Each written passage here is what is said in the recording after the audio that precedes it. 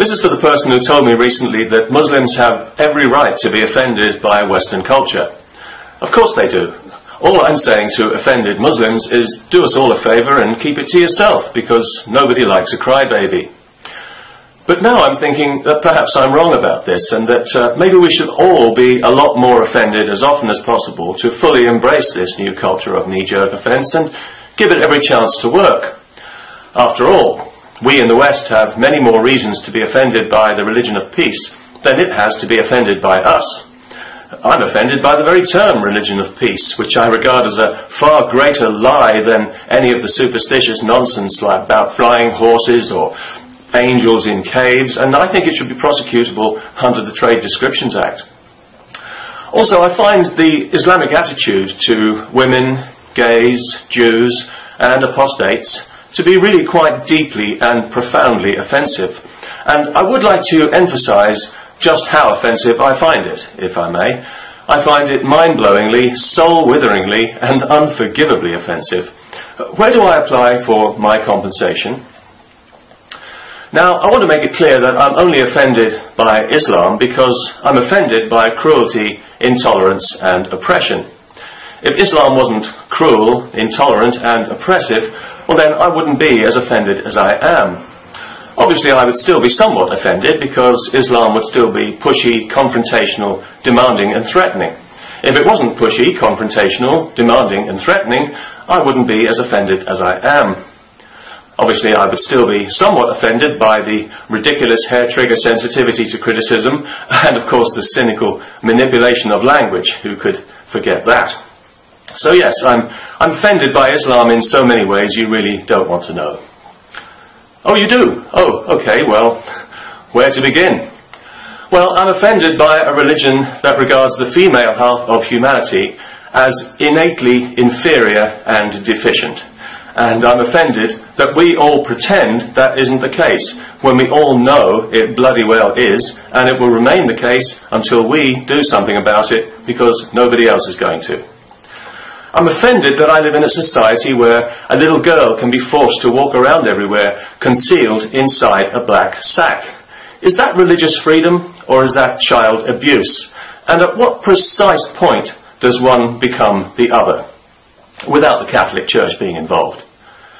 I'm offended by the dozens of Sharia courts in Britain that are allowed to treat women by law as less than fully human, and by the thousands of genital mutilations, not one of which has ever been punished despite carrying a theoretical 14-year prison sentence. And I'm offended and embarrassed in equal measure by the deafening silence on these matters from progressive Western feminists who think we shouldn't impose our values on Muslim women because that's the job of Muslim men. I'm offended that anyone who burns a Koran in Britain will go to prison, but if they burn a Bible, they won't. I'm offended when Saudi-funded Islamic schools are found to be using books that teach violence and hatred and are not shut down and everyone connected with them run out of the country on a rail. I'm offended that we allow extra unnecessary cruelty in slaughterhouses to accommodate Islamic superstition, and then we allow that meat to be sold, unlabelled and fed to children in schools without their parents' knowledge or consent, because we've learned the hard way that if we don't do things the Islamic way, there'll be trouble. I'm offended by that. I'm offended that publishers won't touch certain books or that the media won't reproduce certain images because they're afraid of Muslim violence. And I'm doubly offended by our society's cowardly, tacit acceptance of this.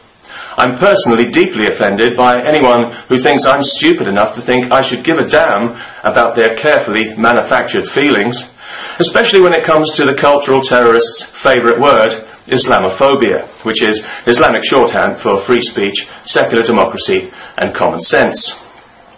I'm offended that anyone who speaks up for these things is likely to be deemed an Islamophobe and by extension a racist, because Islam is a race, apparently, a race of quite diverse ethnicity, it has to be said, but if you point this out you'll be called an Islamophobe and a racist.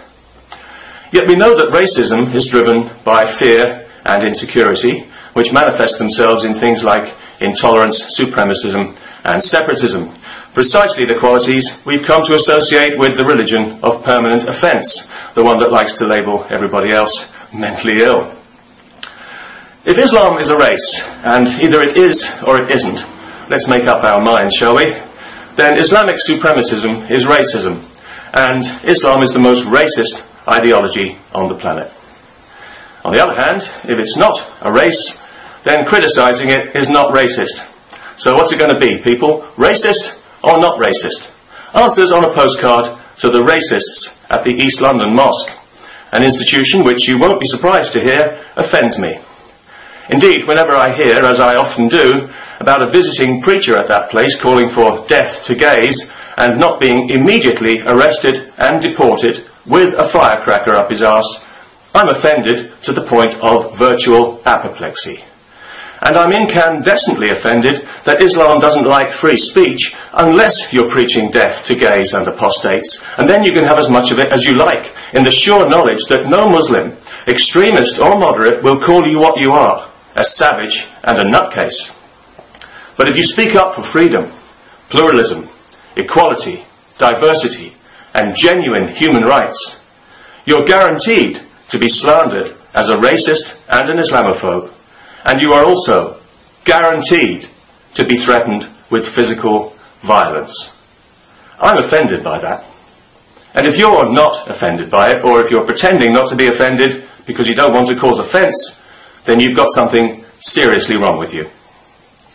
No offence.